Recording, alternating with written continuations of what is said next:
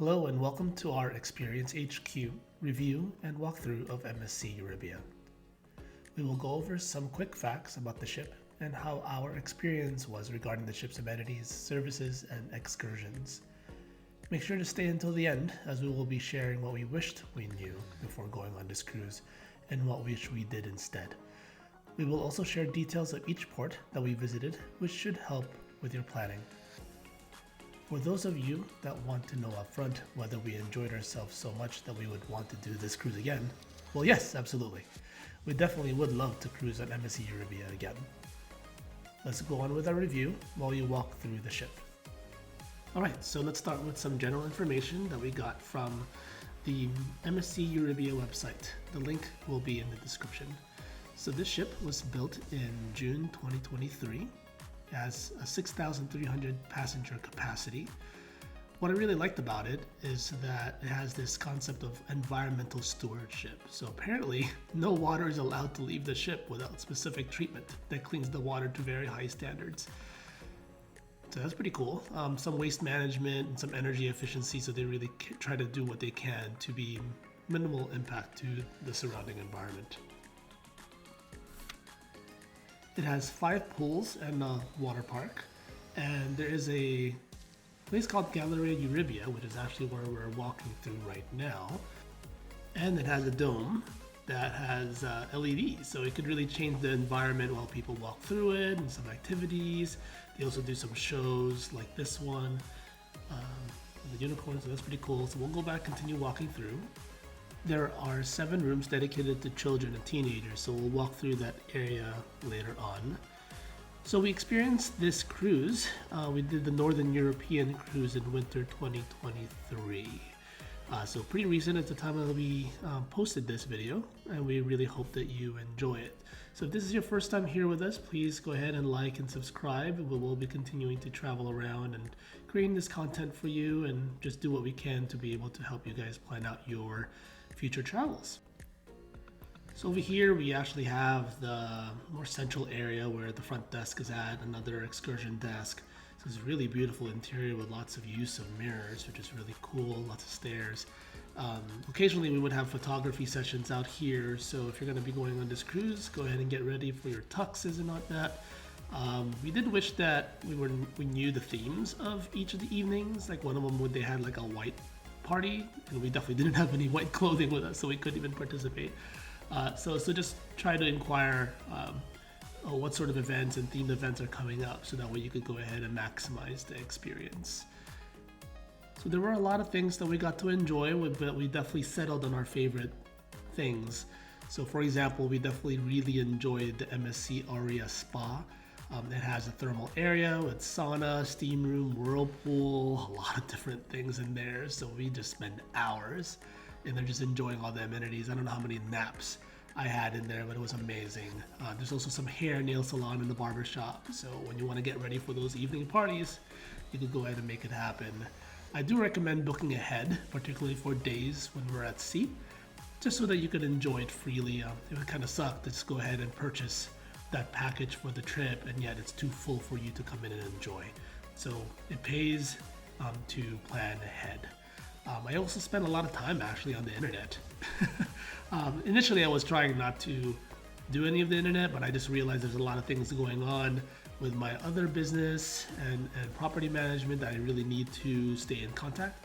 So I went ahead and turned on the internet service, and honestly it was actually pretty good. It was reliable. We were able to have internet across the entire ship, and I was able to stream, play some mobile games just to eat up some time. Got to download what I need to download, and I was easily able to do messaging and even video conferencing. I didn't experience any issues, so that was pretty amazing. Very impressed with their internet. And surprisingly, I was even able to connect to the Wi-Fi from the cruise terminal while we were at port. So when we were dealing with security and whatnot, trying to get back into the ship, I already had Wi-Fi service, so that was pretty cool. Another place that I spent a lot of time in was actually the gym. It has a lot of good equipment in there, very easily used. There's staff available in case you guys need any help. I believe other classes were not free, So you had to kind of buy another package to go ahead and purchase and enjoy those classes, but that's okay. The fact that I had Wi-Fi, I could just turn on video and watch while doing what I need to do. Given how much I ate during that trip, I was glad I was able to burn it all, burn it all off since I didn't even gain any weight. So I'll definitely count that as a win. So where we're walking through right now is a bunch of restaurants, eat and diner, and then like wine places that you could go ahead and enjoy some wine. So a lot of great places to eat. So the restaurant was actually pretty decent. I was glad that the portions aren't as large, which is great because it minimizes food waste. And the flavor is pretty good. I think this is a good part. I wasn't able to walk through the buffet area. I wish it did, but it was closed when I did this walk. This was probably maybe 4 o'clock in the morning, 4:30 in the morning when I did this walkthrough. I want to minimize how many people would be there. That way you guys could all see what's around us, right? So the buffet is actually pretty good. My favorite stuff there are all the roasts. They had lamb roast, chicken roast, beef roast. I mean, it was pretty decent. And they even had pork roast with crackling, which is great. You just see here with corals and such, like earlier, they had a lot of environmental stewardship. They actually have like a donation system that you kind of automatically donate to their cause on saving coral reefs and such. And that's actually a pretty cool thing that they're doing there. You can see a lot of bars and lounges in the cruise, which is pretty awesome. They have drink packages too, so you could have as much drinks as you want, which is great. But I don't really drink alcohol or soda really, so I didn't really partake in that, but I definitely see a lot of people enjoying it during the cruise. So what about our room? So we actually had a very comfortable room, very spacious for what we were expecting from cruising in other cruise lines. So we did enjoy a pretty comfortable bed. It was a little bit more on the firm side for me, but we still slept very well. And the bathroom was actually pretty spacious as well. I mean, it's I guess you could say we've had some really small rooms back then in previous cruises. This one we felt very comfortable in. We were in a balcony, so that probably helped out with the space situation. Because we just wanted to be able to, just from past cruising, we just prefer having a balcony because it makes it less claustrophobic. But so that's just us. But generally, we really don't have any issues with the room. I was really impressed that they have both European and US plugs in there. So we had no issues in being able to plug in what we need to plug in. There were like a lack of water. So what I found myself doing was I would just get, since we booked ours from the US, we could get free water, tea, coffee from the restaurants. So we would just have that in the restaurant, and then whatever we don't finish, we bring it back to the room. So that was actually pretty good. I see a lot of people going into the buffet, even though there were signs next to the water dispenser, don't refill your water bottles here. People did it anyway. So it was a little annoying because some of those water dispensers do not dispense water very quickly. So we just wind up waiting for a bit. So we just walked through the casino, which is cool. Felt like it was pretty much everything you really need in a casino. And the next one here is the Carousel, which is a great place for live music, concerts, even dance floors. So there's even some late night parties here with a DJ, which is pretty awesome. And of course, there's a bar. So an amazing place to go ahead and enjoy a view and the vibe. All right, so from here, we're just gonna continue enjoying the walkthrough, and I'm just gonna get back in as we go into some points of interest that I wanna insert some information. So please continue to enjoy, and I'll chat with you soon.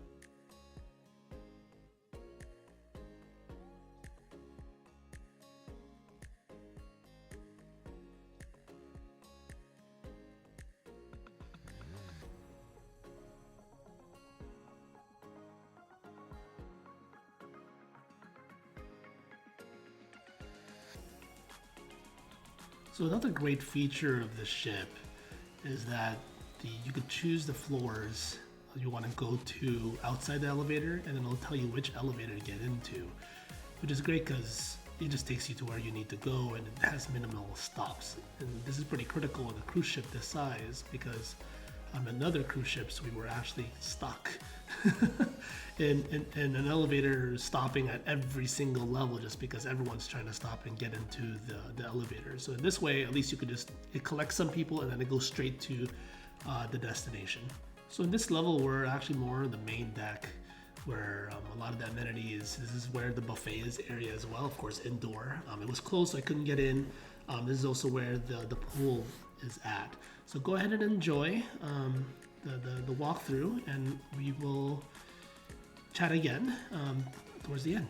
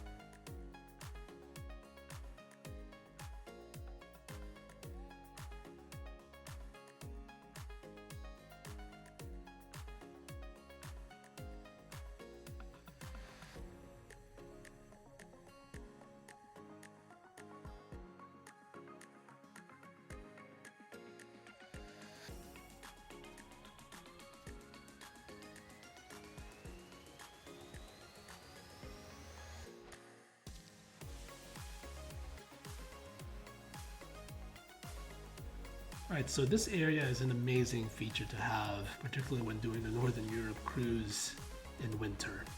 They have the indoor jacuzzi, indoor pool, indoor fun, feeling like it's outdoor, which is pretty amazing. So if you hear there was a lot of people enjoying the amenities here, playing foosball, playing ping pong. It was very, very social. The jacuzzis are large, could probably fit like 10 people in each one or something. I definitely didn't have any issues in trying to get in there. They also had some jacuzzis that are open during the day outside on the ship, on the deck. I did see some people enjoying that in the freezing temperature we had outside. So if that's your flavor, knock yourself out. So plenty of amenities to enjoy. Of course, there's bars everywhere. So yeah, enjoy that too.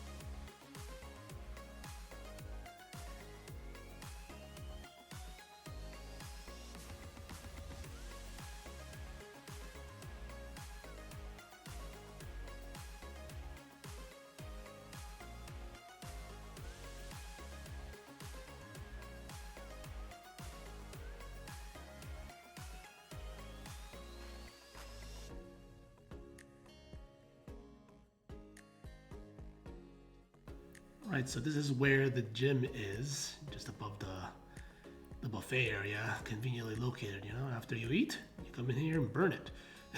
So you can see plenty of treadmills and machines and weights, so definitely you're not really left wanting. The peak times were definitely in the morning, like between 8 o'clock to 11, even noon. But again, I never had any issues going out there and enjoying what I need to enjoy. So this next section here are actually the ones for like kids and teens. So they had a lot of games, a lot of arcade. There's even rooms for virtual reality racing, which is actually pretty cool. There's also in the large room that looks like they have like an indoor football or soccer field. There's some basketball as well. So definitely a lot of things that you could enjoy here, right? So over here they have that Formula One activity where you could go into the race car and race in that fashion. And on the right side over there, we have the stadium or the courts. I just say courts. Right. So yeah, plenty of space, and there's actually more activities upstairs, which I didn't get to go through. I believe everything's closed, right? I just didn't want to record this, and there's a lot of people in the background, so I just wanted to respect people's privacy as much as possible by doing this very, very early in the morning. So I hope you really enjoyed yourself with this tour. Pretty much at the back here, just another pool. Pools everywhere. I'll go out to the deck. As we conclude this portion of the video, we will move on to our destinations and excursions experience on the MSC Euribia's Northern Europe cruise to Hamburg, Rotterdam, Zeebrugge, and Havre. I found it difficult to obtain enough information while on the ship to be able to make a decision on what to do when we arrive at each port. Fortunately, I had internet access, so I was able to look up some information. However, it was still not enough to conclude a more firm decision that would result in maximizing our time of enjoyment while in port. Cruising is great because we get to relax while traveling from destination to destination. Cruising, however, limits how much time we have to experience each destination. We were fortunate that we were able to stay in port until all aboard at around 7:30 p.m. Many other cruises depart each port at 5 p.m. That extra time could be a lot of other activities. I am by no means stating my way is the ideal way, but knowing more information is better than knowing less. One of the info I did not identify was the history of where the cruise ships docked, and whether its location is walkable to points of interest, or whether there are nearby public transportation options which would allow easy transit to points of interest. In this video, I will share where we docked, what we did, and what we wished we did instead.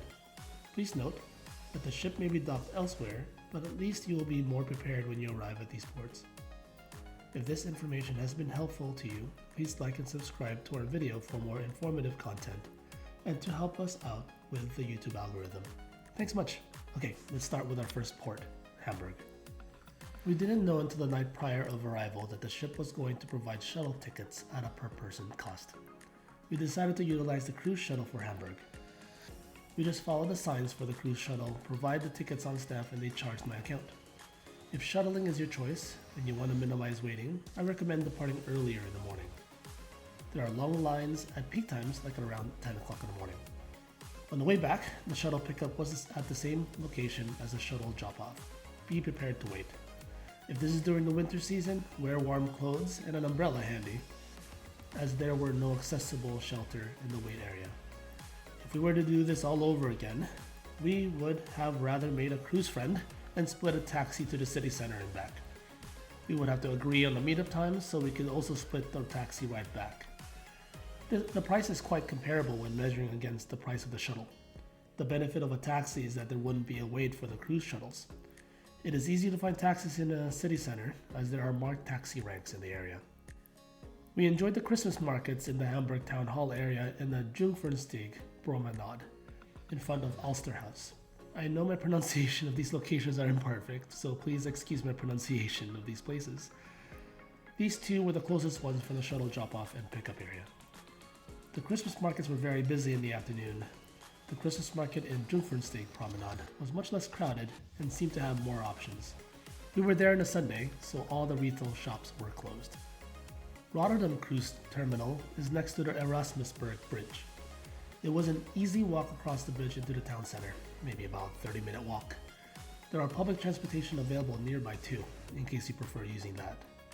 There are lots to see that are walking distance in the city center, such as the market hall and the cube houses. Lots of food choices in the city center like those in the market hall. Our first visit in the morning was a wonderful bakery cafe called Basbacht. We saw crew staff walking out with bags of baked goods when we arrived, so for sure we knew that was a great place to enjoy some pastries and coffee. And it was amazing. We snacked around town enjoying poffertjes and stroopwafel. We decided to have fondue at a waterside restaurant near the cube houses called Cade 4. The fondue was very enjoyable. Order minimum was 2, so that's what we got.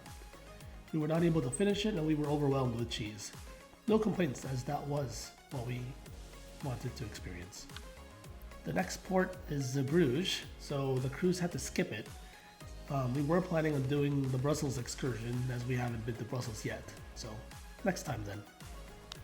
We spent 2 days in Le Havre port. We saw some people disembark with their luggages here. I assume they left to spend the night in Paris and return the next day, which is a pretty good idea. We visited a small Christmas market in the corner of Hotel de Ville Plaza. We checked out some markets in the area and the cafes and enjoyed wonderful Parisian cheese and drinks. The second day, we went to Paris to meet up with friends and enjoy the Christmas market in the Tuileries Garden. We did a walking tour on that, so please keep a lookout for that video. Once ready, we will share the link in the description below. It was a 3-hour bus ride to Paris and another 3-hour bus ride back. We only had 3 hours to enjoy Paris. It really was not much time to enjoy it. We have been to Paris many times before, so we were okay with it. However, if this is your one and only opportunity to visit Paris ever, then go for it. Better yet, if the cruise is doing an overnight in Le Havre, I would stay in Paris for the evening.